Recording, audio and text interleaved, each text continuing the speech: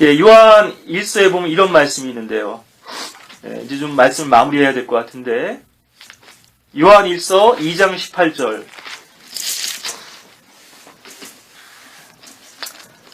어린 자녀들아, 이것이 마지막 때라. 적그리스도가 올 것이라고 너희가 들었던 대로 지금도 많은 적그리스도가 일어났으니 이로써 우리가 마지막 때인 줄 아느니라. 엘리야의 때는 배교의 때였죠. 일테면 마지막 때였습니다. 예. 엘리야는 요한계시록 두 증인 중에 한 사람으로 이렇게 또 드러나죠. 매 시대마다 종말의 그런 그림자들이 있었습니다. 예. 물론 이 적그리스도는 교황이 되겠지만요. 예언적으로는, 교리적으로는. 예수님 당시에는 헤롯이 있었고요. 예. 많은 적그리스도 예포했죠. 다윗 당시에는 사울이었습니다. The Antichrist 그러면 only죠. 예. 그 적그리스도는 하나지만 많은 적그리스도들이 있어요. 마귀는 the devil은 하나지만 devils 마귀들은 많죠. 오늘날 얼마나 많은 적그리스도들이 있는가?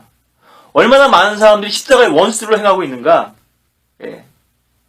이건 우리가 영적으로 십자가를 지는 법을 배우지 못하고 자기를 부인하지 못하고 십자가를 거부한 그걸 말씀드린 게 아니에요. 개인적인 차원의 어떤 신앙 적용의 실패를 말씀드린 게 아니고 얼마나 많은 사람들이 정말 십자가의 원수로 하나님의 말씀을 대적하는 위치에서 하나님을 섬긴다고 강단에서 하나님의 말씀을 전한다고 하고 있는지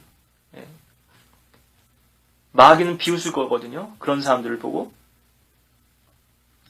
마귀가 바로 그런 사람들을 자기의 도구로 삼는 것입니다. 기만의 일꾼들이죠. 위선자들입니다. 주님을 높이지 않고 자기를 높이는 데만 관심 있는 사람들. 물질에만 관심이 있고 자기 배를 신으로 섬기는 사람들. 오늘날 적그리스도들은 과연 누구인가? 앞으로 기회가 있을 때마다 우리가 이 부분을 더 구체적으로 살펴보면 합니다만, 자, 우리가 그 적그리스도 앞에 서기 위해서 주님의 능력 없이 어떻게 나아갈 것인가? 주님께 주신 메시지 없이 어떻게 나아갈 것인가? 모세와 아론도 파라오 앞에 섰죠. 넌 내가 너에게 하라는 말만, 들려준 말만 하라. 네가 혀가 서툴면은 아론을 내 대변인으로 삼으라. 하나님의 말씀을 대언하는 이런 종들이 이 시대에 있다면 그분들은 지극히 존경을 받아야 되고요. 배나 존경할 자로 여겨야 되고 극진히 존경해야 될 그런 분들이죠. 잘 가르치는 장로들. 근데 그렇지 못한 종들이 있다면 그걸 구분할 수 있어야 되죠. 근데 여러분의 기준 가지고는 그거 분간 못합니다. 구별 못해요. 그걸 분별하는 주님의 음성을 들어야 되거든요. 주님과의 교신을 연결해야 됩니다. 아, 저 종은 주님께서 쓰신 종이구나. 아, 저 종은 주님께서 쓰신 종이 아니구나. 저 종은 마귀 종이구나, 심지어. 저 종은 자기 답벌이 하는 종이구나. 주님 영광을 나타내는 종이 아니라 자기 영광을 나타내는 종이구나. 여러분들의 기준이나 세상 기준 가지고는 알아볼 수 없어요. 근데 아까 말씀드렸던 그 주님과의 깊은 교제가 있다면 주님께 들려주실 겁니다. 이 깊은 교제라는 건 지식이 많기 때문에 깊은 교제가 아닙니다. 비록 그 경험이 일천할 수 있어요. 내가 구원받은 지 얼마 안 됐어요. 그래도 주님께서 그 어린아이에게 얼마나 많은 은혜를 주시고 얼마나 많은 사랑을 주시고 얼마나 많은 것들을 일깨워 주십니까? 하나님 우리의 아버지시라면요. 왜 그 자녀를 그냥 내버려 두겠어요? 고아처럼. 성령께서 계시죠? 위로자를 주셨죠? 왜 그런데 모르는 거예요? 지금 그 생명이 제대로 자라지 못하고 있는 거죠. 주님께서 주신 양식을 먹어야 되는데 사람이 주는 양식을 먹으니까 건강한 이유식을 어머니가 준 모유도 먹고 해야 되는데 맨날 소젓, 인스턴트 그런 영적 음식만 먹다 보니까요. 거기 길들여서 이제는 엄마 모유를 먹기 싫은 거예요. 여러분들이 하나님 자녀라면 한번 확증해 보십시오. 주님 저에게 주님 음성 들려주십시오. 그저 어떻게 해야 하는지, 저 종이 주님의 종인지 그렇지 않은지 알게 해주십시오. 여러분들 물어보기조차 하셨습니까? 물어보기조차 안 하고 내 기준으로 판단하는 거예요. 교회도 크고, 여기는 뭐 책들도 많이 있고, 문서사역도 하고, 여기는 주님의 교회인가 보다. 제가 웃음 좀 말씀 좀 드릴까요? 요즘 교회 이름 가운데 보면요, 우리들의 교회라는 게 있어요. 또 어디는 주님의 교회라는 게 있습니다. 또 하나 보니까요, 주 우리 교회라는 것도 있더라고요. 정말 주님의 교회라고 간판 붙여놓으면 주님의 교회인가요? 말은 주님의 교회라고 하지만은 인간들의 권리만 채우는 그런 교회가 대부분이고요. 심지어는 교회를 우리들의 교회라고 붙였습니다. 그럼 그 교회는 더 볼 게 없는 거죠. 이 교회 주인은 우리예요. 우리를 만족시켜야 돼요. 목사도 만족시키고 성도들을 만족시키고. 더 웃긴 거는 주 우리 교회. 주님의 교회도 되지만 우리 교회도 좀 하고 싶다. 이거거든요. 둘 다 노리겠다는 거예요. 여기에는 주님의 만족이 있을 수 없습니다. 주님께서 만족이 되셔야 우리의 만족이 있는데요. 그러니까 엄밀한 의미에서 우리는 존재할 수 없죠. 그리스도인에게 내 이름이라는 것이 존재할 수 없죠. I am nothing입니다. Not I but Christ죠. 갈라디아 2장 20절인 건. 내가 아니요 그리스도께서 내 안에 사시는 것이라. 이래야만 그 교회가 살아있을 텐데, 주님 것도 없고 우리 것도 없고, 우리 자주 듣는 말씀이지만 살아서는 부자처럼 살고 싶고 죽어서는 나사로처럼 되고 싶고 양다리 걸치는 거 없다 얘기죠. 정말 그 교회가 주님의 교회인가? 그 교회가 주님의 그 강단에 선포된 말씀이 주님의 종의 말씀인가? 여러분들이 한번 주님께 물어보시라고요. 모르겠으면. 여러분들 마음대로 결정하고 따라가지 마시고, 여러분들 결정은 실패할 수밖에 없어요. 우리는 겉으로 드러나는 것밖에 못 보니까. 근데 하나님께서는 영적 깊은 것들까지 다 통찰하도록 보여주시거든요. 감춰져 있는 부분까지도. 시편 우리 119편에서 있는 말씀 우리 한 구절 더 보고, 오늘 좀 제가 좀 주님께 주신 부담이 있어서 제가 의도하지 않았던 방향에서 많은 말씀들을 좀 전했는데요.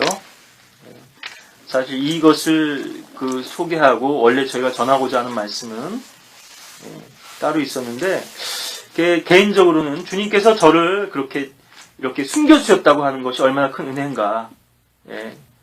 그리고 저에게 침묵하도록 하심으로써 얼마나 많은 주님의 음성을 들을 수 있게 하시고 주님과 깊이 교제하고 또 주님의 뜻을 배우게 하셨는가 하는 부분을 잠깐 말씀드리기 위해서 이 엘리야 열왕기상 17장 18절 말씀을 좀 소개하려고 했던 건데요.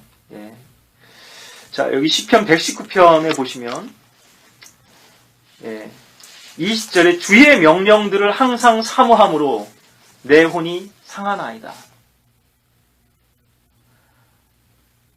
하나님의 말씀은 우리 배에 쓰죠. 입에는 달지만. 여러분들 그 말씀을 그렇게 묵상하고 깊이 되새겨 보셨는가 하는 거죠. 그 말씀을 사모하려면 아픔 없이는 불가능합니다. 우리 육신을 부인하는 그런 상책이 없이는 불가능한 거거든요. 여러분들 얼마나 주님 말씀을 사모해 보셨습니까? 여러분들이 목말라 봐야 그 물의 소중함을 알거든요. 요즘은 홍수 속에 있어요. 곳곳에서 설교가 넘쳐납니다. 교회도 많고요. 그런데 그 가운데서 참다운 주님의 메시지가 없기 때문에 문제인 것이죠. 여러분들이 얼마나 주님의 말씀을 사모하는가 한번 도전을 더 드리고, 시편 119편 여기 126절에 보면요. 주여 지금은 주께서 일하실 때이 오니 이는 그들이 주의 법을 폐기하였음이니이다. 하나님의 말씀의 권위가 땅에 떨어진 이 시대만큼 주님께서 역사하실 그럴 때가 더 어디 있겠습니까? 이 시대만큼 하나님의 말씀이 그렇게 훼손당한 때가 어디 있겠습니까? 전 지금 이 바른 성경, 보존된 성경 자체를 말씀드리는 게 아닙니다. 물론 이것도 귀합니다. 그런데 이 성경을 다른 말씀을 가지고 있다고 하면서도 얼마나 이 말씀을 무시하고 짓밟고 싸구려 취급하고 하나님의 말씀 대신에 자신들의 생각으로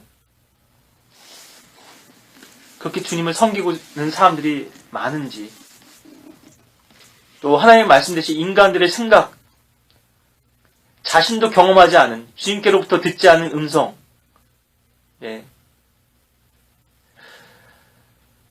지금 이 시대에, 이 상황에서 주님께서 주시는 음성이 뭔가 하는 것이죠. 성경에는 수많은 말씀들이 있습니다. 여러분들이 주님과 교제해 보셨고 성경도 읽어 보셨겠지만 그것이 내 마음에 와닿지 않으면 그거는 공허한 메아리예요. 나에게 어떤 의미로서 와닿지 않으면 이것은 죽은 말씀입니다. 그냥 문자에 지나지 않아요. 생명의 말씀이 왜 문자가 죽은 말씀이 될까요? 성령께서 이 말씀을 기록하게 하실 때는 영감을 불어넣으셨어요. 성령의 호흡을 불어넣으셨습니다. 그 성경 영감을 기록한 사람들 안에는 성령께서 내주하셔서 역사하셨죠. 이 기록된 말씀 주신 거예요. 선포된 말씀은 어떻습니까?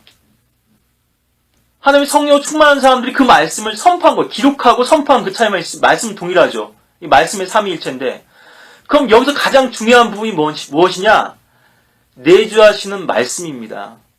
말씀이신 그리스도께서 우리 안에 내주하시는 성경도 기록할 수 있고 그 말씀을 선포할 수 있는 것이거든요. 근데 이 말씀을 읽는 사람이 내주하신 성령과 그리스도와 말씀이신 그분과 다른 인격적인 관계에 있지 못해요. 그럼 이 말씀은 철저히 차단되어 있는 것입니다. 껍데기만, 수박 껍데기만 핥아보세요. 달아요? 맛 없죠. 계속 글자만 읽고 있는 거예요, 그 사람은.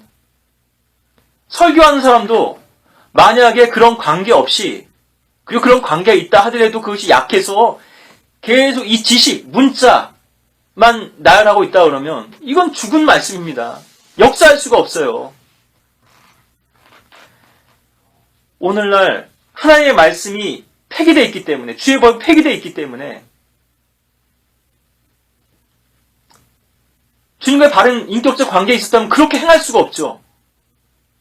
얼마나 많은 오류와 얼마나 많은 영적 혼란이 지금 양상되고 있는가. 겉으로는 화려한 일들을 자랑하지만 알맹이가 없어요. 생명이 없어요. 요즘 로봇들 많이 만들어내죠? 로봇이 많은 것들을 할 수 있습니다. 차이가 뭐예요? 로봇에게는 생명이 없습니다. 인격이 없어요. 프로그래밍 된 그 일만 할 수 있는 겁니다. 시스템만 갖추고 있는 거예요. 로봇화된, 기계화된, 시스템화된 교회와 생명이 있고 살아있는 교회와의 차이를 여러분들이 아실 수 있겠습니까?